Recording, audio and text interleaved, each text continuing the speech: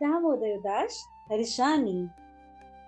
દામોદરદાસ હર્ષાણીના સુંદર સુંદર પ્રસંગો આવો ઝાંખી કરીએ. શ્રી ગોવર્ધન નાથ કી જય.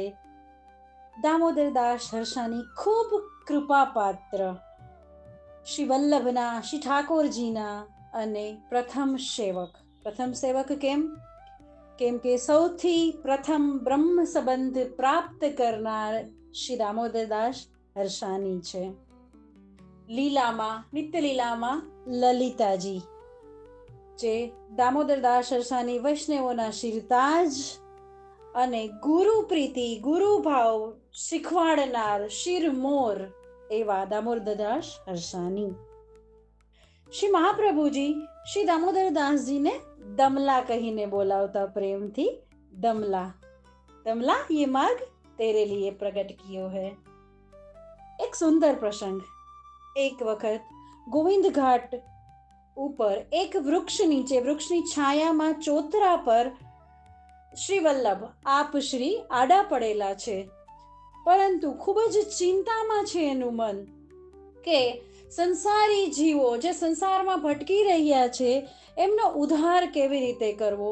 તો આ ચિંતા શ્રી ઠાકોરજી સહન નથી કરી શકતા અને ત્યાં જ શ્રી ઠાકોરજી પધારે છે અને આજ્ઞા કરે છે કે શ્રી વલ્લભ આપ જીવને બ્રહ્મ સંબંધ કરાવો.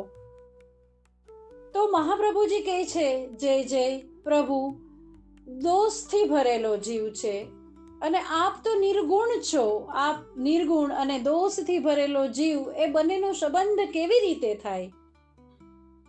તો શ્રી ઠાકોરજી આજ્ઞા કરે છે કે જેઓને આપ બ્રહ્મ સંબંધ કરાવશો ને એનો હું અંગીકાર કરીશ અને એ દોષ મુક્ત થઈ જશે, મારા લાયક બની જશે અને એનો હું અંગીકાર કરીશ.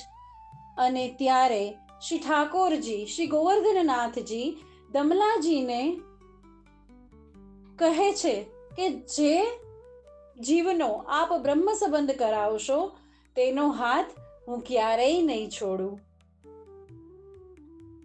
અને પ્રભુ ત્યાંથી અંતર ધ્યાન થઈ જાય છે. ત્યાં થોડે દૂર દમલાજી પોઢી રહ્યા હોય છે અને મહાપ્રભુજી દમલાજીને પૂછે છે કે દમલા, તે કશું સાંભળ્યું? દમલાજી સુંદર જવાબ આપે છે, હા જય જય, સાંભળ્યો પણ સમજ્યો નહીં. કહેવાનો મતલબ છે કે ગુરુ જે સમજાવે એ જ શિરમોર્ય છે. પછી શ્રી મહાપ્રભુજી 11ના દિવસે દમલાજીને બ્રહ્મ સંબંધ આપે છે અને બીજા દિવસે એટલે કે શ્રાવણ સુદ 12ના દિવસે દમલાજી શ્રી વલ્લભને સૂતરનું પવિત્ર ધરાવે છે. અને એ પ્રણાલી આજે પણ હવેલીઓમાં, વૈષ્ણવ સંપ્રદાયમાં ચાલુ છે, ગુરુને પવિત્ર ધરાવવાની. એક બીજો સુંદર પ્રસંગ છે. એક વખત સુંદર શિલા પાસે આપ શ્રી વલ્લભ પ્રભુ દમલાજીના ખોળામાં માથું નાખી અને આરામમાં હોય છે, પોઢેલા હોય છે. અને એ સમય ગોવર્ધનનાથજી ત્યાં પધારે છે, પરંતુ દમલાજી એને હાથનો ઈશારો કરીને રોકે છે. તો ગોવર્ધનનાથજી ત્યાં જ ઠાડા રહી જાય છે. થોડી વાર બાદ જ્યારે મહાપ્રભુજી જાગે છે ત્યારે ગોવર્ધનનાથજીને જુએ છે તો કહે છે કે પ્રભુ આપ ત્યાં કેમ છો, પાસે પધારો. ત્યારે શ્રી ઠાકોરજી ગોવર્ધનનાથજી કહે છે કે આપની નિંદ્રામાં વિક્ષેપ ના પડે એટલા માટે શ્રી દામોદરદાસ હર્ષાણીએ મને અહીંયા ઊભવાનું કહ્યું છે, ઠાડું રહેવાનું કહ્યું છે. તો શ્રી વલ્લભ દમલાજીને ખીજાય છે કે આવું કેમ કર્યું? ત્યારે ગોવર્ધનનાથજી શ્રી વલ્લભને રોકે છે, મહાપ્રભુજીને રોકે છે કે એને તો એનો ગુરુ ધર્મ નિભાવ્યો છે, આપ એને વઢશો નહીં, આપ એના પર ચીઢાશો નહીં. ત્યારબાદ શ્રી ઠાકોરજી ગોવર્ધનનાથજી શ્રીજી બાવા આવી અને મહાપ્રભુજીના ખોડામાં બેસે છે અને શ્રી વલ્લભ પૂછે છે કે આપ કઈ આજ્ઞા કરો. ત્યારે શ્રીજી બાવા ખાલી એટલું જ કહે છે કે મને ગાય અત્યંત પ્રિય છે.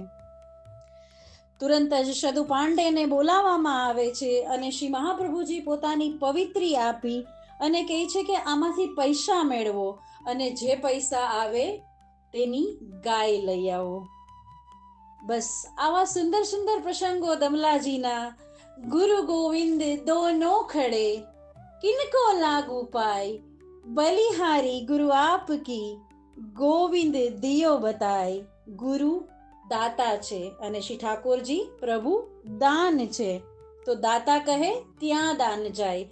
એટલા માટે દમલાજીએ આ શીખવાડ્યું છે કે ગુરુ મોટા છે, મહાપ્રભુજી મોટા છે. આવા કૃપાપાત્ર દમલાજી ને કોટી કોટી વંદન. શ્રી ગોવર્ધન નાથ કી જય.